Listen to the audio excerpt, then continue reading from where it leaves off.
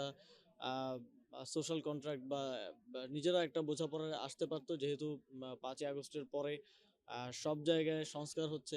ছাত্র রাজনীতির বিষয়টাও ছাত্র সংগঠনগুলোর নিজেদের বসে একটা নতুন রূপরেখায় বা একমত হওয়া উচিত ছিল, এবং সেটা হতে পারতো যে হল এবং একাডেমিক এরিয়ায় একাডেমিক যে সাংগঠনিক ছাত্র রাজনীতি সেটা কিভাবে চলবে বা চলবে কিনা, এটা যদি আগেই ছাত্র সংগঠনগুলো বসে একটা চুক্তিতে আসতো, এক্ষেত্রে আমার মনে হয় ছাত্রদের দিক থেকেও ছাত্র সংগঠনের প্রতি বা ছাত্র রাজনীতির প্রতি যেই বিদ্বেষমূলক পরিস্থিতি তৈরি হয়েছে, যে মুখোমুখি অবস্থান তৈরি হয়েছে, সেটা হতো না।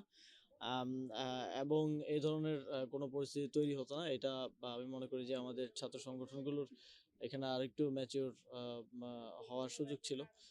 তবে আ ছাত্র রাজনীতির এখনো আ বা যদিও ঢাকা বিশ্ববিদ্যালয় হলগুলোতে ছাত্র রাজনীতি নিষিদ্ধ করেছে, কিন্তু তারপরেও আরো অনেকগুলো বিষয় আছে যেগুলো ডিসপিউটেড। আমি মনে করি এই বিষয়গুলোতেও ছাত্র সংগঠনগুলোর নিজেদের বসে একটা বা শিক্ষার্থীদের দাবি অনুযায়ী শিক্ষার্থী বান্ধব একটা সিদ্ধান্ত নিয়ে ছাত্র রাজনীতি আগামীতে কিভাবে চলবে, একটা রূপরেখা প্রণয়ন করে নিজেদের মধ্যে একটা কন্ট্রাক্টের মতো করে 90 আপনারা জানেন যে পরিবেশ পরিষদের মাধ্যমে একটা বোঝাপড়া হয়েছিল। সেরকম একটা বোঝাপড়া হতে পারে এবং তার ভিত্তিতে আগামীতে চলতে পারে। এ বিষয়ে আমি কোনো মন্তব্য করতে চাই